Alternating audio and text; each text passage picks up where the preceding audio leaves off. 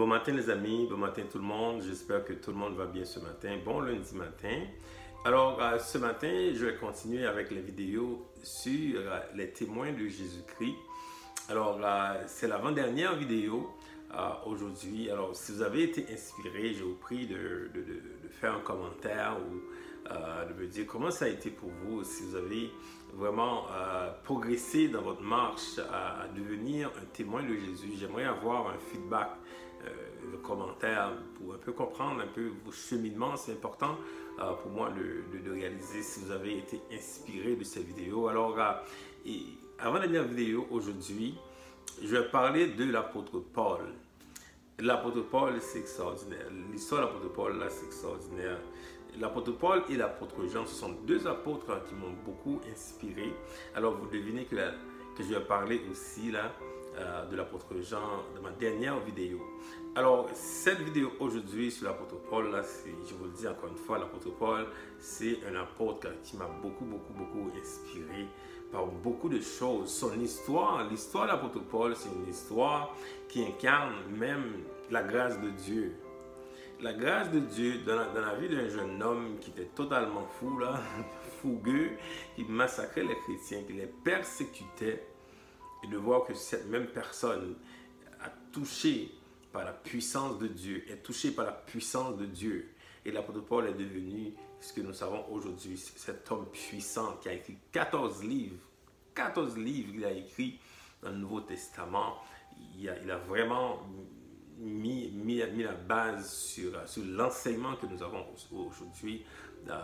C'est vraiment extraordinaire, l'apôtre Paul. Il y a beaucoup de choses qu'on peut apprendre de l'apôtre Paul, son humilité, la puissance, la grâce que Dieu a mise en lui pour faire ce travail, pour vraiment pour accomplir ce qu'il a accompli dans sa vie. Et malgré tout ça, là, il est resté tellement un homme humble. C'est extraordinaire. Mais ce matin, ce que je vais vous parler, c'est le comportement de l'apôtre Paul après avoir reçu la révélation de Jésus. C'est important pour vous de comprendre cela parce qu'il y a beaucoup de personnes qui reçoivent une révélation, qui attendent, qui ne font rien.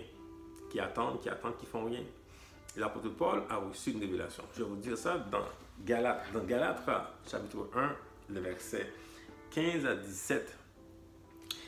L'apôtre Paul dit ceci: « Lorsqu'il plut à celui qui m'avait mis à part dès le sein de ma mère et qui m'a appelé par sa grâce de révéler en moi son Fils, afin que je l'annonce parmi les païens, aussitôt je ne consultai ni la chair ni le sang.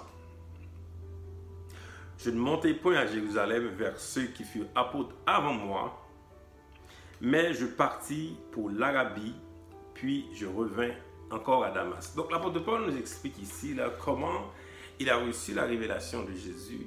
Il a reçu l'appel. À l'instant même, il est parti dans la mission. À l'instant même, il a commencé le travail. Et il a mentionné, il n'a pas été voir les apôtres, parce que souvent, là, quand on reçoit quelque chose, on veut valider avec les hommes là, qui étaient avant.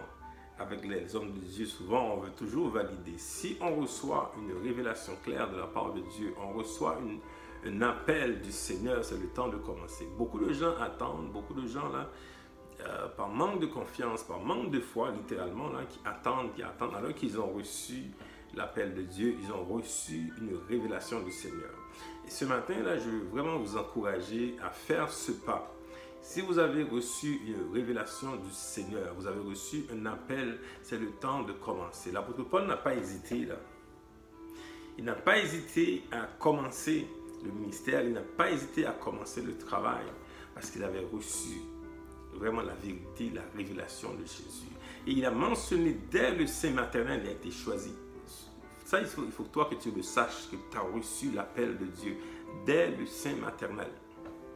Il t'a appelé pour être quelqu'un pour lui. Il t'a appelé pour être son témoin. Il t'a appelé pour témoigner le nom de Jésus dans le monde à travers ceux qui sont proches de vous. Alors, c'est le temps vraiment de comprendre que aujourd'hui, là, on n'a pas beaucoup de temps là, pour perdre.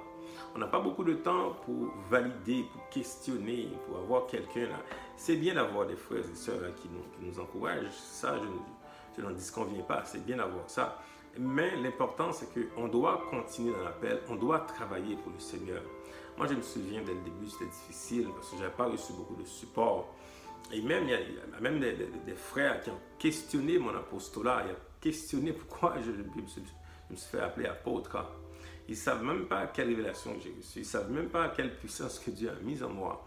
Questionne. Ça, ils voyaient plus au niveau de la chair, parce qu'ils me regardent comme ça, là, pour eux, là, je ne suis pas digne d'être apôtre. Alors, c'est un peu ça, mais grâce à Dieu, vraiment, je rends gloire au Seigneur qui m'a poussé. Il m'avait déjà révélé ça aussi, il m'avait déjà révélé, il y a beaucoup de gens qui vont me trouver arrogant. Alors, ça, là, ça a été une grande grâce de la part du Seigneur qui m'a montré que ces choses-là allaient arriver. Effectivement, quand je vois ce genre d'opposition, entre guillemets, et je savais comment je devais me comporter. Alors, je parle à vous aujourd'hui qui avez reçu un appel du Seigneur. Vous avez la révélation de Jésus-Christ. C'est le temps de commencer l'appel. C'est le temps de commencer l'appel. Le ministère qu'il a mis en toi, l'appel qu'il a mis en toi pour être son ministre, pour être son témoin, c'est le temps de commencer. Alors, soyez inspirés de l'apôtre Paul aujourd'hui et commencez l'appel que vous avez reçu. Bonne journée, que le Seigneur vous bénisse.